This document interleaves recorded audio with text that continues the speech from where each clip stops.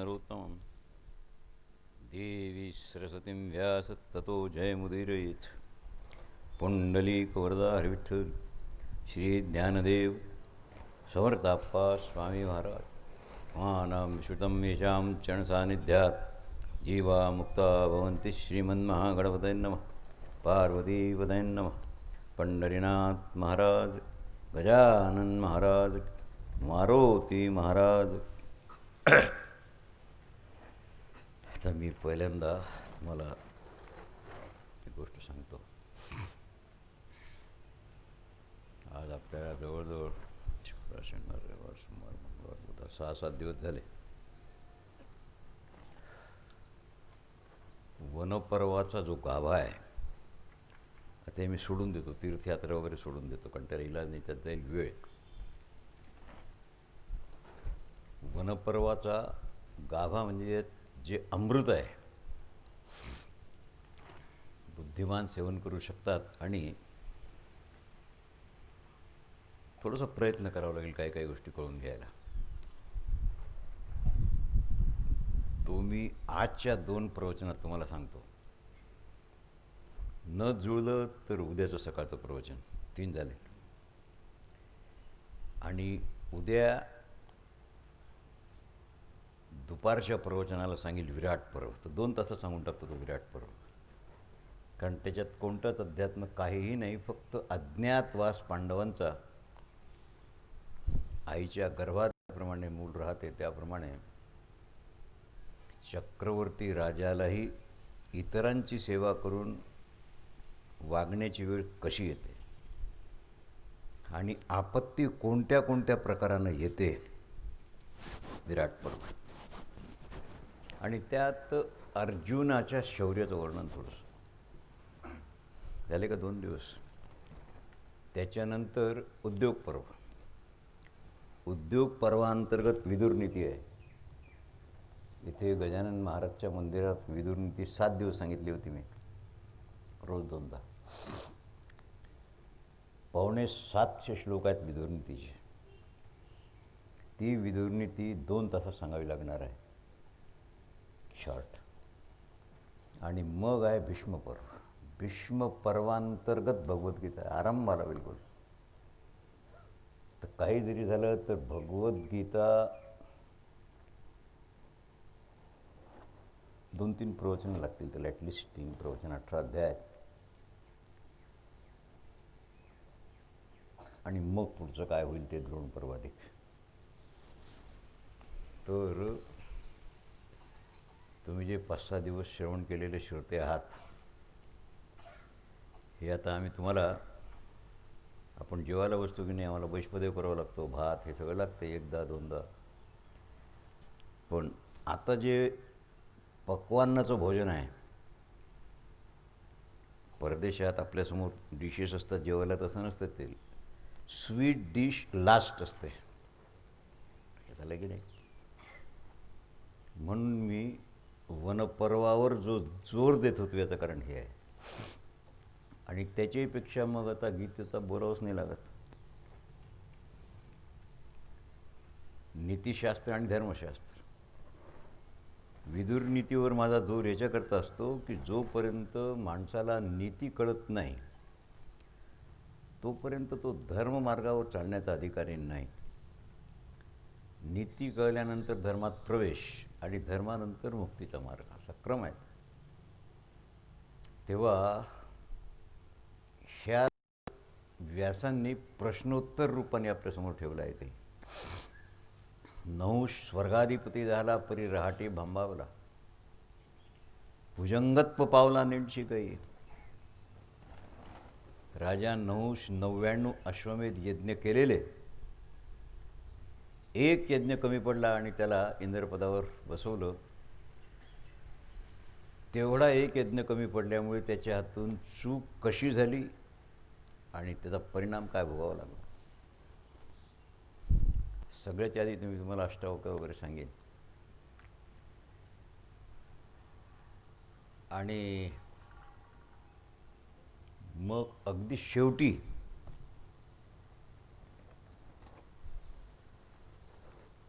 यमधर्म म्हणजे धर्मराजाचे वडील. बकरूपात त्यांचा आणि धर्मराजाचा संवाद आहे. ही प्रश्नोत्तर आहेत. सर्वसाधारण ही प्रश्नोत्तर इतर ग्रंथात कुठेच नाही, त्यांना ऐकायला मिळण्याचं कारणही नाही. तेव्हा आरंभाला हे तीर्थयात्रा पर्व मी सोडून देत होता. हे बंडल मी आणलं, याच्यात तुम्हाला देईन मी. हे बोला माहीत आहे आमच्या, हे नकाशे आहेत 2. तुम्हाला सांगितलं होतं ना. हे जे भूगोल आहेत हे हा चतुर्द्वीपी भूगोल आहे आणि हा सप्तद्वीपी भूगोल आहे.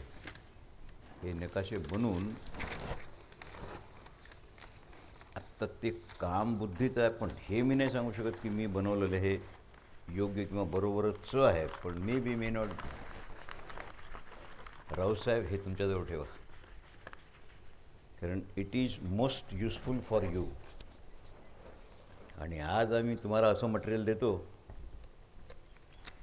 की 2-3 दिवस तुम्हाला कोणत्याच दिवशी मिळालं नाही. हे याचे झेरॉक्स आहेत माझ्याजवळ 2-3 वाटल्या तर करून घेऊ पुन्हा. पण त्या अभ्यास का करतायत, मनोरंजनाचा प्रश्नच नाही. ही हू इज वेल स्टडीड और he who can try for it. तर आता माझ्यासमोर जो हा अध्याय आहे, यात नवराहम न चोक्षणम, थोडासा दानाचा महिमा 5 मिनटं तुम्हाला सांगतो.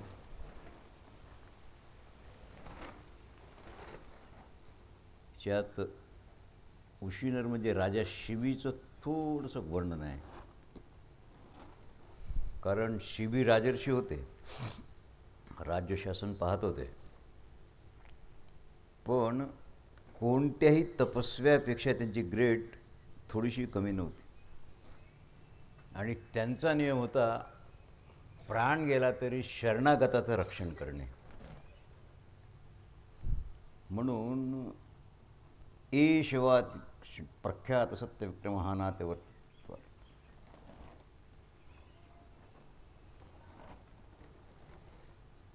परशुरामांचा जो आश्रम आहे ना, त्याचं द्वार देह देशाच्या उत्तरेला आहे.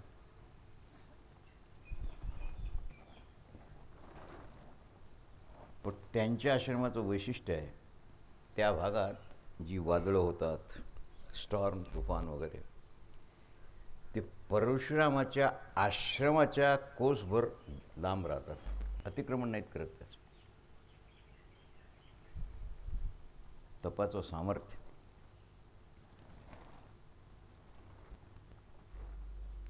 रुक्मिणी देवीचा आश्रम तुम्ही ऐकलं नसेल,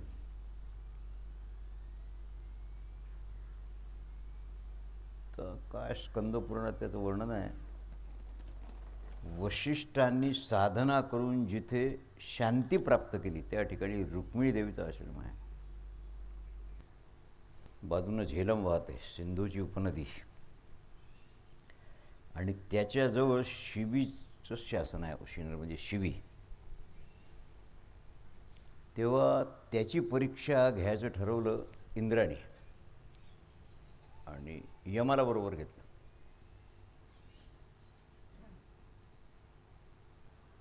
आता त्यात काय, एक कबूतर झाला आणि दुसरा शेन पक्षी, शिकारी.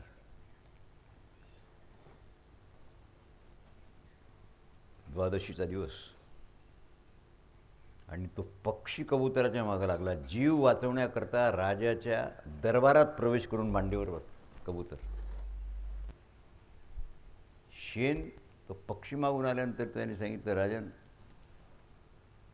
माझी जेवायची वेळ झालेली आहे. तेव्हा माझं भोजन तुझ्या मांडीवर आहे, त्या माझ्या ताब्यात दे त्याला. उशी नरोवै यश्रेष्ठा वासवादित्यरिच्येती, इंद्रापेक्षाही उंच स्थान शिबीला मिळालेलं आहे. प्रस्पदंतमान सभ्यांत कपोत शेन लक्षते, मत्सकाशम जीवितार्थीम तस्य त्यागो. शिवीनं सांगितलं, रे हा कबूतर थरथर कापून राहिलाय. जो माणूस ब्राह्मणाची हत्या करतो, जो जगन्माता हा शब्द घाई करता वापरलेला आहे. गावाम लोकस्य मातरम, सोपं संस्कृत आहे.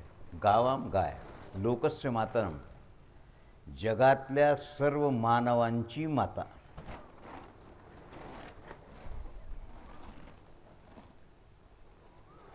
असाही माणूस जर शरण आला तर मी त्याचा त्याग नाही करत. गोहत्या करणारा असू द्या, ब्रह्महत्या करणारा असू द्या, पण शरण आलेला नाही मी मारत. हे कबूतर मला शरण आलेलं आहे आणि आहारामुळे जीवित आहे. आता तुझा हा आहार आहे असं तुझं म्हणणं आहे. तुझ्या आहाराची मी व्यवस्था करतो, संपलं.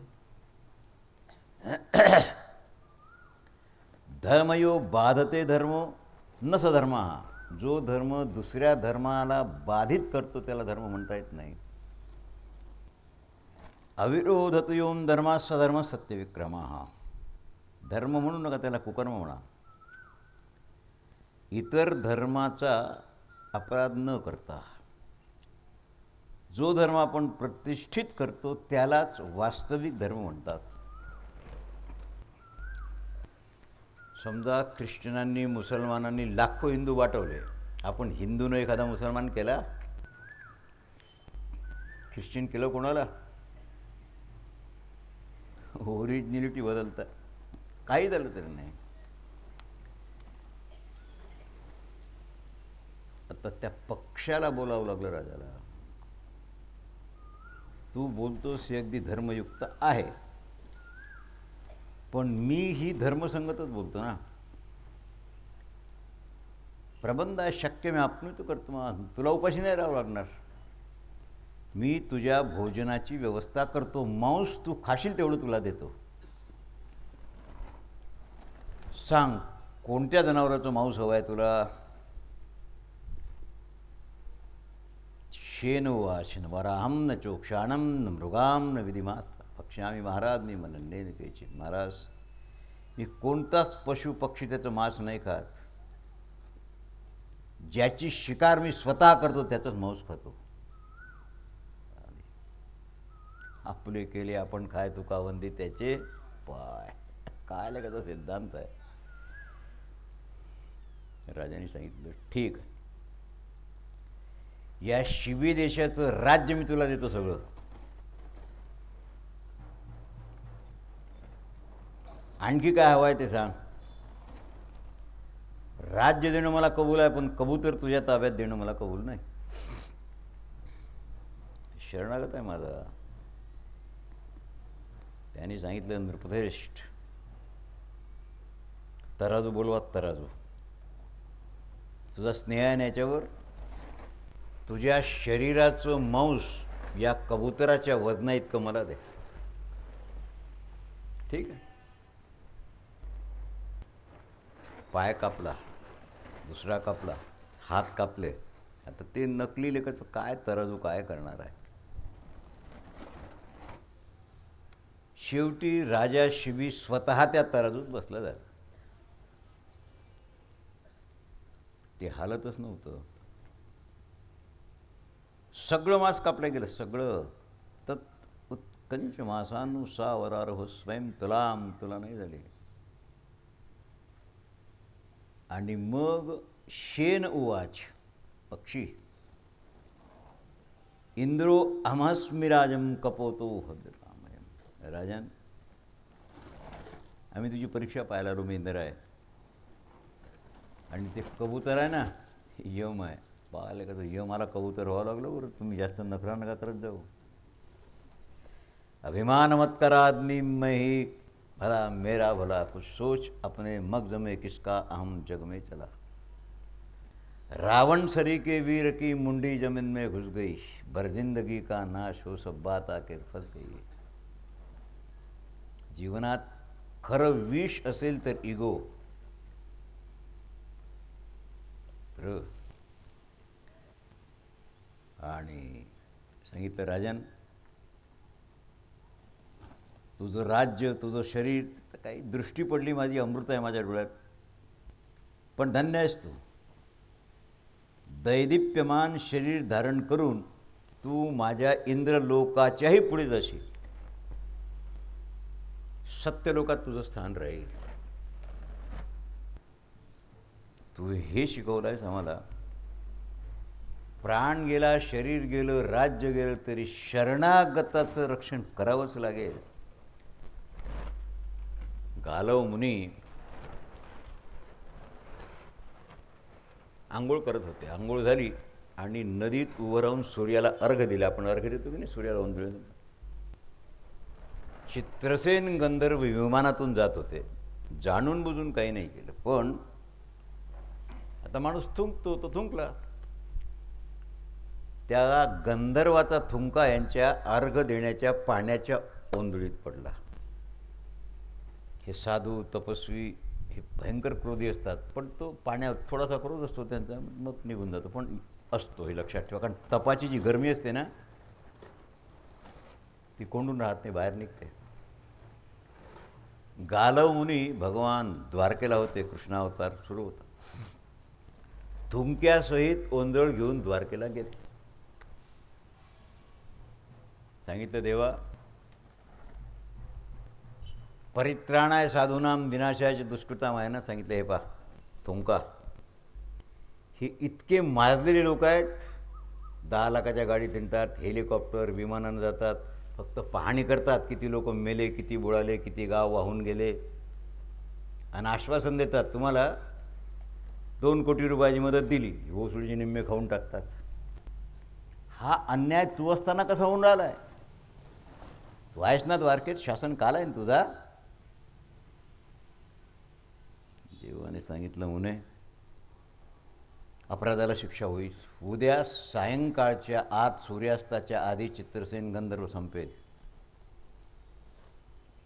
योगायोगानं नारद फार चक्रा मारतात अशा ठिकाणी. कृष्णावतारात तो द्वारकेला येतच होता.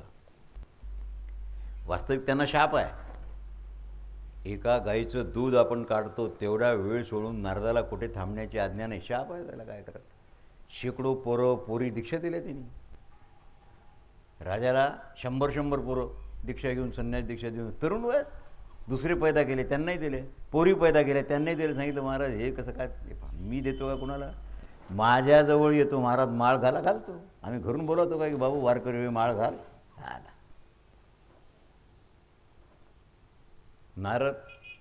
नारदाने सांगितलं की कृष्णा, आज मला काही भूक नाही, मी काही जेवत नाही तुझ्याकडे.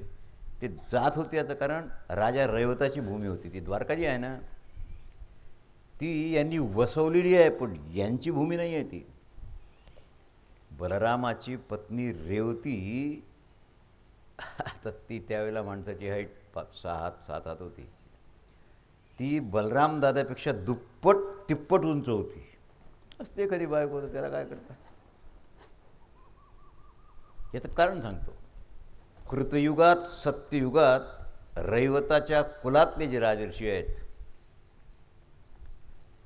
ते ब्रह्मदर्शनाला सत्यलोकात गेले. आणि त्यांनी विचारलं, महाराज मुलगी लग्नाला आलेली आहे, एखादा वर दाखवा. विचारू शकतात. ब्रह्मदेवाने सांगितलं, आत्ता बलराम जन्माला आलेला आहे, तू पृथ्वीवर जातं तोपर्यंत तो तरुण होतो आणि तुझी मुलगी देऊन टाकतात. रेवती, राजा रैवत. ठीक गेले. सांगितलं, व सत्यलोकातून आलो, ही माझी मुलगी. बलरामदादांनी सांगितलं, बापा हे तर ताडच आहे.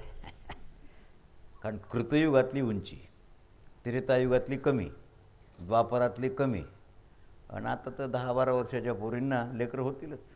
आणखी 150 वर्षांना काही इलाजच नाही त्याला. देवाने सांगितलं, दादा बरं आहे, नाट लागलेली आहे घराला, होऊ द्या लग्न. अरे पण ही सांगितलं, ती तर त्याचं काम आहे, ज्यांनी पाठवलं. बलराम दादा एवढी हाईट केली तिची, लग्न झालं. आणि राजा रैवताजवळ काही नव्हतं. त्याचं जे राज्य आहे ते वसान ओस पडलेलं होतं. ओस तर पडणारच आहे. आज जिथे मंदिर आहे तिथे स्मशान आहे, तिथे गाव आहे, चालणारच. रैवताने सांगितलं माझ्याजवळ दुसरं काही नाही, ही माझी भूमी आहे, ती तुम्हाला देतो. तुमची भूमी कशी आहे सांगितलं. ते किती विचारशील, किती मागं जाऊ बोलायला तुम्हाला. माझ्या पूर्वजांनी तप केलं. तप कशा करता केलं? पितृ आज्ञा भंग झाली, बापाचं ऐकलं नाही म्हणून बापाने शाप दिला त्याला, माझ्या भूमीवरून निकाल जाओ, भाग जाओ. ते पाण्यात उभं राहिलं.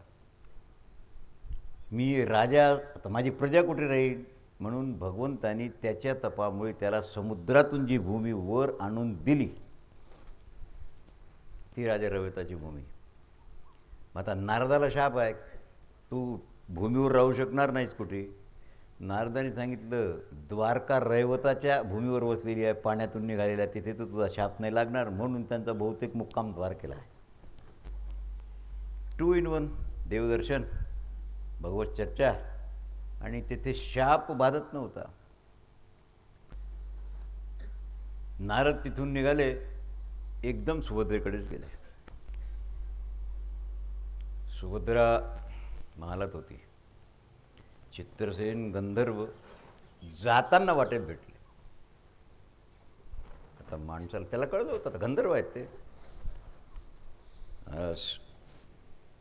दर्शन घेऊ दे तुम्ही संत, आमचं आयुष्य संपलं, कारण कृष्णाची प्रतिज्ञा आहे तुला संध्याकाळच्या आत. आता संत कृपा झाली, महाराज फळा आली. नारदाने सांगितलं तू माझा ऐकतो का? जीव वाचवायचा असेल तर कुठेच नको जाऊ, कोणा योद्ध्याजवळ नको जाऊ, कोणाला शरण जाऊ नको. तू सुभद्रेचा शरणागत हो. काय होईल सांगितले, पंचायत नको करू. महालात जायचं आणि माय म्हणून पायावर डोकं ठेवायचं, मी तुला शरण आहेत का म्हण, एकही शब्द पुढचा बोलू नको. मग माझ्या मोबाईलवर कॉल आल्यावर मी बोलतो तुझ्याशी. बरं. सुभद्रेनं भय दिलं, का रे काय काय करणार शरण यायचं? त्याने सांगितलं आई साहेब,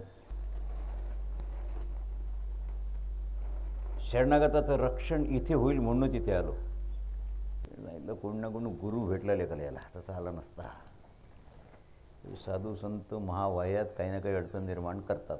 हा कठीण प्रसंग, अभया तुला रक्षण होईल. तुझं काय झालं? सांगितलं आज सूर्यास्तापर्यंत तुमचे बंधू श्रीकृष्ण मला मारणार आहेत, असा असा प्रकार घडला. मी शक्तीवर सांगतो. आता मी विमानातून थुंकलो, मला काय माहीत होतं की या गालवाच्या हातात पाणी आहे, अर्घ्य ते तुम्हाला काही माहीत होतं काय? घडलं ते आता. पण हे लगाचे तपस्वी साधू संत स्वतःला इतकं मोठं समजतात काय, ते इलाजच नाही. आणि भगवंतानी शोध घेतल्यावर सुभद्रेच्या महालाच्या बाहेर आहेत. सुभद्रेनं सेवकाला पाठवून अर्जुनाला बोलवून घेतलं. अर्जुनानं सांगितलं महाराज तुम्ही माझे पती आहात आणि कृष्ण माझा भाऊ आहे. नातं तर सख्खच आहे. भाऊ सख्खाच असतो नाही, कधी कधी सख्खा चुलत भाऊ असतो, पण सख्खा नवरा मात्र नसतो. म्हणजे लक्षात ठेवा, हा माझा सख्खा नवरा आहे म्हटल्यावर अब्रू सवून गेली काही राहिलीच नाही. हा नवरा एवढंच म्हणायचं, सख्खा काय सावत्र. युद्ध होणार नक्की. अर्जुनाजवळ पाशुपतास्त्र आहे आणि देवाजवळ सुदर्शन चक्र आहे. देवाने सांगितलं प्रतिज्ञा सत्य होईल, याला मी मारीन. सुभद्रेनं सांगितलं दादा हे माझे पती आहेत, तू कन्यादान केल्यानंतर 1 इंचवर लांब आहेस. हे आता एक जीव आहे. मी ज्याला शरणागताला आश्वासन दिलं त्याचं रक्षण माझा पती करील. आणि माझा पती जर सख्यत्वामुळे कोणत्या कारणामुळे रक्षण न करू शकला तर चित्रसेन आता मृत्यू आणि माझं अग्निकाष्ठ भक्षण एका वेळेला होईल. देवानी सांगितलं लेखाची आपत. नारद होतेच. सांगितलं नारदा काय का भजन जास्त करत जा, नाही रिकामे कामं नको करू ना भाऊ. सांगितलं महाराज कामाचा माणूस आहे ना, या गंधर्वाला मरू देता काय? चित्रसेन गंधर्व काय चिल्लर माणूस आहे काय?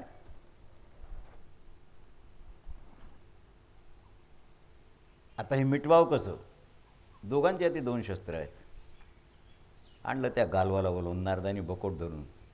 सांगितलं तू संत आहेस की कोण आहेस, तपस्वी आहेस ना, तुला हे कळायला पाहिजे होतं. थुंक हातातला घेऊन द्वारकेला गेला, त्याने काय दुर्बीण लावून तुझ्या हातावर थुंकला काय तो थुंकला. आता हे आकाशचारी आहेत ज्यांचं तर ते राहीलच तेवढं, त्याला काही इलाज नाही. थुंकला व धुवून टाकायचं, फेकून द्यायचं गौतम बुद्धासारखं.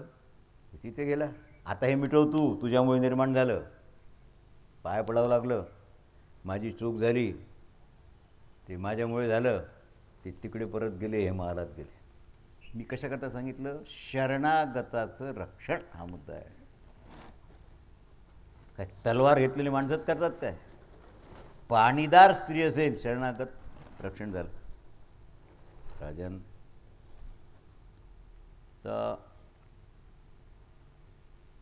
अष्टावक्र गीता वाचली असेल त्या माणसाला अष्टावक्राची ग्रेड माहीत. अष्टावक्र गीता बाजारात मिळतात, पण अजून त्याचं ट्रान्सलेशन माझ्या पाहण्यात नाही आहे. असेल, निघालं असेल कुठे ना कुठे. म्हणून ट्रान्सलेशन वाचून सांगणं न करी दंभाचा सायास. आम्ही विद्वान आहो हे दाखवणं अदंभ आहे, पण विद्वत्ता प्राप्त करून घेणं हा धर्म आहे. जे ग्रंथ शोधताना ते ट्रान्सलेशन ग्रंथ शोधता तुम्ही. ते गोपगीत असो की वेणुगीत असो की भ्रमरगीत असो की अष्टावक्र गीत असो. बाटलीचं दूध पिऊच नका. बरं, माणसाला आनंद असा वाटतो, लहान लेकरू आहे तर त्याला दूध नाही, ह्या बाया बाटली काचाच्या दूध पाजतात त्याला. ते दूध संपल्यावर ते लेकाचं बूज चोखते, ते नेपल, त्याला असं वाटते काय बूस, नेपल चोखू नका, नेपल, त्याच्यातून काही दूध नाही येणार. आणि अष्टावक्रांचं जीवन अधिकार 18 अध्याय अष्टावक्र गीतेचे आहेत, गीतेसारखे. आणि गीता कोणाला सांगितली? अर्जुनाला देवाने. अष्टावक्र गीता जनकाला सांगितली, विदेही जनक. अग्निवाजी एक पाव जळे, एक पाय स्त्री शरीरावर आहे, सुख नाही, दुसरा पाय अग्नीत जळतो, दुःख नाही. त्यांनी विचारलेल्या प्रश्नाची उत्तर समाधान म्हणजे अष्टावक्र गीता आहे. अष्टावक्राचा जन्म मोठा विचित्र आहे. उद्दालक नावाचे याज्ञिक होते, त्यांच्या मुलाचं नाव श्वेतकेतू. मंत्रशास्त्रात अत्यंत प्रवीण होते ते. आता कुणी कशात ग्रॅज्युएशन मिळेल, कुणी सायन्स आहे, कुणी आर्ट्स आहे, कुणी कॉमर्स आहे, काय आवड आहे त्या विषयाची. फार निपुण होते ते, आणि आश्रम त्यांचाच होता. त्या आश्रमात श्वेतकेतूनं मानव रूप धारणी सरस्वती देवीचं प्रत्यक्ष दर्शन केलं. कारण आराधना आहे. जगदंबेनं सांगितलं सरस्वतीनं, मी सरस्वतीम श्वेतकेतुर वाणी स्वरूपा आहे. मी सरस्वतीचं स्वरूप कोणतं आहे? वाणी स्वरूपा. म्हणजे संतांच्या वाणीवर सरस्वतीचा वास. त्या युगात कहोड नावाचे मुनी होते, त्यांच्या पोटी अष्टावक्राचा जन्म झाला. उद्दालक आणि श्वेतकेतू हे दोन्ही महर्षी वेद वेत्ते आहेत, त्यात सगळ्यात श्रेष्ठ होते, पण मामा भाचे झाले ना ते.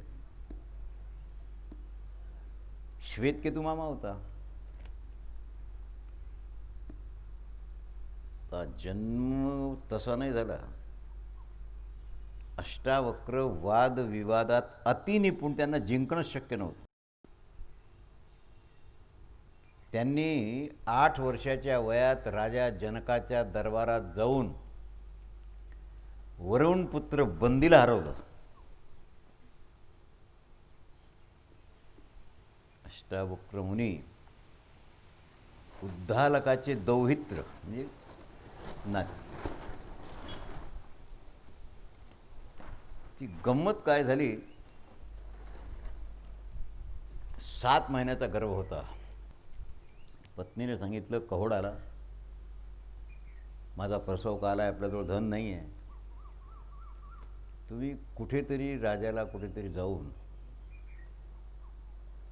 ब्राह्मण आहोत, काही दान मागायला हरकत नाही, दान मागून घेऊन या, धन आणा.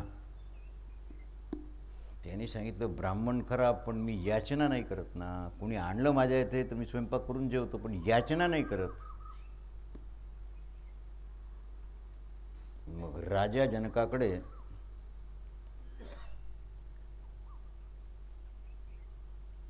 जावं लागलं. कारण काय, त्यांना मुलगी होती सुयाता नावाची. कहोड उत्तम शिष्य आहेत म्हणून त्या लोकांनी ती कन्या त्यांना देऊन टाकली. कहोडाला जावई करून घेतलं. दुसरा आश्रम करू नका, माझ्याच आश्रमात राहा. आता धनाला कुठे जावं?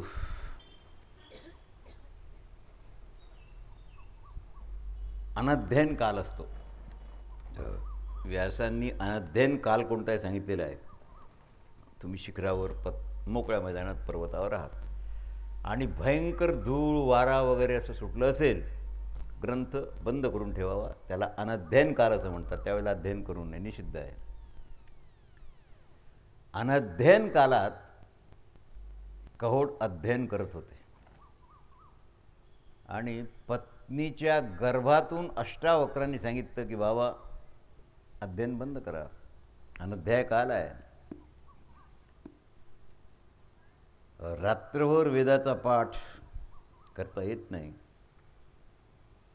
कारण 4 प्रहराची व्यवस्था आहे. वेद पठण कधी करावेत? रात्री 12 ते 3 वेद पठण करता येत नाही. 3 पासून 6 पर्यंत करता येईल. तुम्ही अनध्ययन कालात का पाठ करता?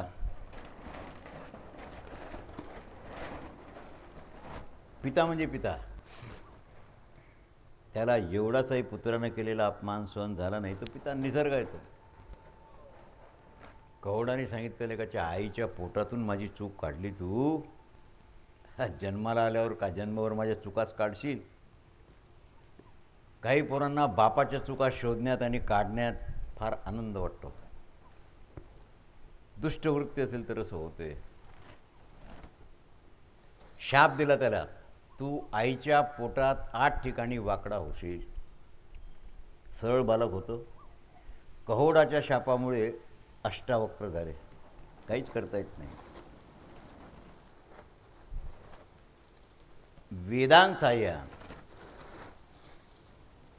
सर्व शास्त्री पनीता निदेतीम तस्मे प्रसादात एहैव गर्भेती. जन्म झाला, 8 ठिकाणी वाकडे होते. काय करावं?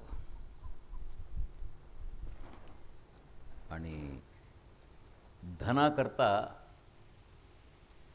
राजा जनकाकडे गेले. तिथे मोठा बोर्ड लावलेला होता, अतिविद्वान. काय आता मग शब्द तर फारच असतात, भागवताचार्य अमुक वगैरे वगैरे. आचार्य पदवी भलत्या ठिकाणी लावू नका बरं. त्या विचारा, आचार्य पदवीला किती वर्ष अभ्यास करावा लागतो? 3 वर्ष. आचार्य डिग्री आहे. असू नका. आचार्य कसं काय लावतं? गीताचार्य, भागवताचार्य लावा, बोलतो लावा. हा,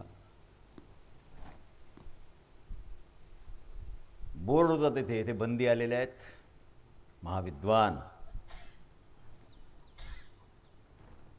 इथे विद्वान ब्राह्मणांचं स्वागत आहे. त्यांनी ज्ञानचर्चा त्यांच्याबरोबर करावी, पण ज्ञानचर्चेत पराभूत झालेल्या ब्राह्मणाला बंदी नदीत बुडवून टाकतो. साधारण माणूस तो बोर्ड पाहून जेवला की गेला परत.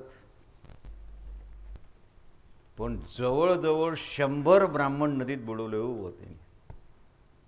महिन्या 2 महिन्यात 100 मेले की नाही हे कुठे सांगितलं मी? नदीत बुडवले. आणि कहोड गेल्यावर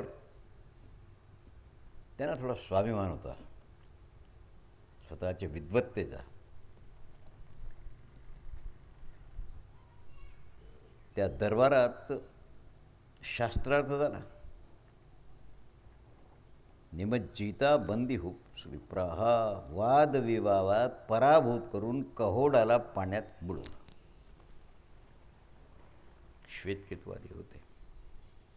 घरी आल्यावर सांगितलं सुजाताला असा असा प्रकार घडला. अष्टावक्राला 11 वर्ष पूर्ण होऊन 12 वर्ष लागलं.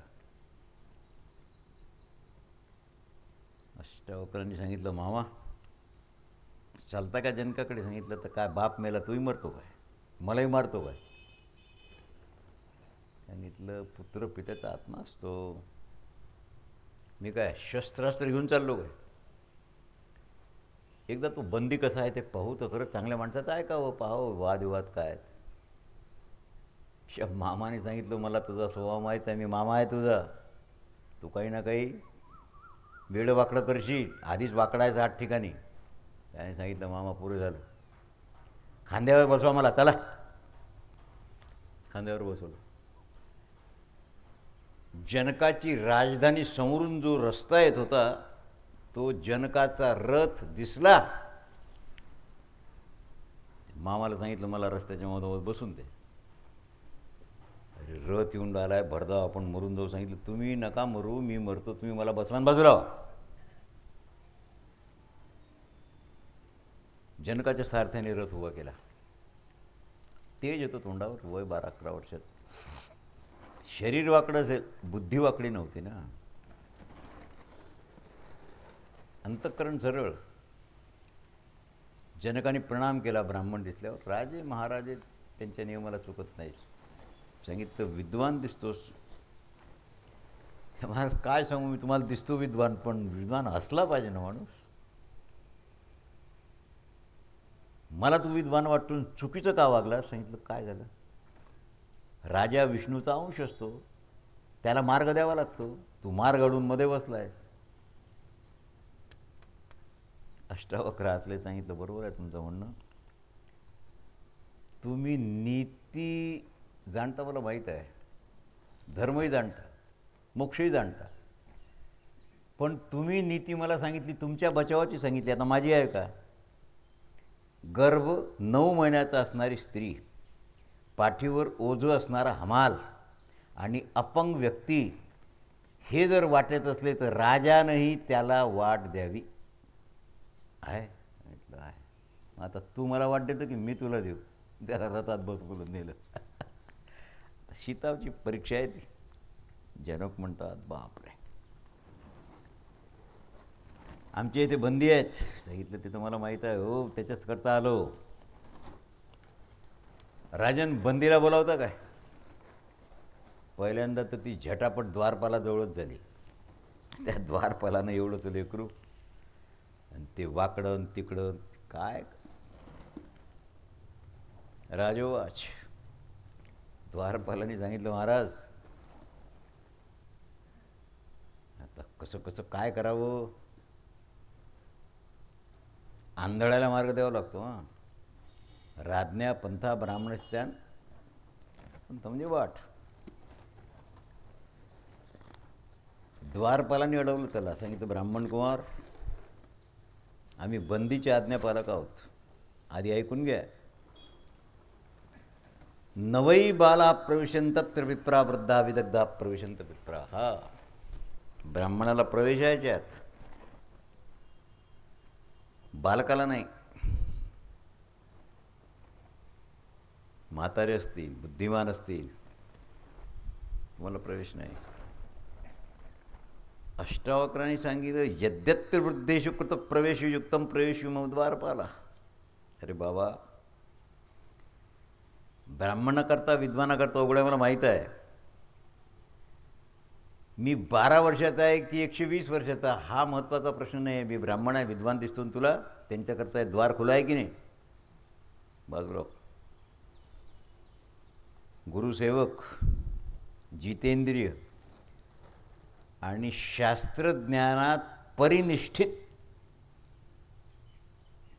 शास्त्रज्ञानात विद्वान नाही आहे. परिनिष्ठित शब्द आहेत. ज्ञाने त्यागने चाप. द्वारपालानं म्हटलं जा बाबा, आता काय करावं तुम्हाला. अष्टावक्र म्हणतात पोरा, फक्त शरीर वाढल्यानं कोणीही वाढत नाही. मोठा तोच आहे. अरे झाडंही वाढतात, 100 फूट उंच आहेत, वाढण्यावर किंमत नाही. न तेन स्थविरो भवती येनास्त फलितम शरीरा. केस पांढरे झाले, कळून पडले, मन कच्चं आहे त्याचं. न ह्यायर्न पालितून वित्तेन बंधुवी वगैरे वगैरे. जनक राजाचे द्वारपाल आहेत ते. आधी त्यांच्याशी सामना आहे तुमचा, त्यांच्या प्रश्नाची उत्तरं द्या, मग आत प्रवेश.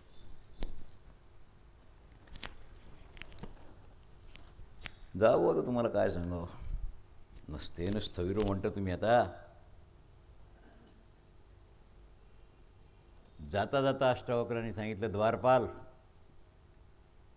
या मंडपात दरबारात चर्चा होते ना, आज भाग्य आहे तुझं, आज बंदीला पराभूत होताना पाहशील तू. बंदीचा द्वारपाल आहेस ना.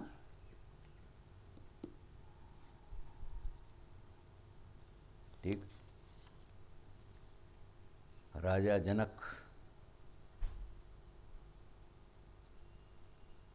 अष्टावक्रांनी सांगितलं वृद्धान बंदी. तर काय सोहम श्रुत्वा ब्राह्मणानां सकाशात. क्षेत्रज्ञ ब्रह्म की अद्वैत ब्रह्म. जरा पंचायत आहे आता तो घोटाळा, कारण मग त्या प्रक्रिया जरा लांबतील. आत प्रवेश केल्यावर एकदम बंदी नाही. राजोवाच. जनकाने सांगितलं महाराज मी थोडीशी परीक्षा घेऊ का तुमची. सांगितलं वाटेल तेवढी घ्या, परीक्षा घ्यायला काय हरकत आहे. 63 प्रणव शास्त्रविशिष्टम वेदार्थ सपराः कवी. जो पुरुष 3 अवयव, 12 अंश, 24 पर्व आणि 360 आरे ज्याला लागलेले आहेत, अशा पदार्थाला जाणत असेल त्याला मी ज्ञानी समजतो. अष्टावक्रांनी सांगितले 24 षण्मानी 12 तत्क्षण. राजन, ज्या वर्षात 12 अमावस्या येतात आणि पौर्णिमा रूपी 24 पर्व ज्यात येतात, ऋतुरूप 6 नाभी, मासरूप 12 अंश आणि दिवसरूप 360 आरे ज्याच्यात लागलेले आहेत, हे संवत्सर रूपी कालचक्र आहे.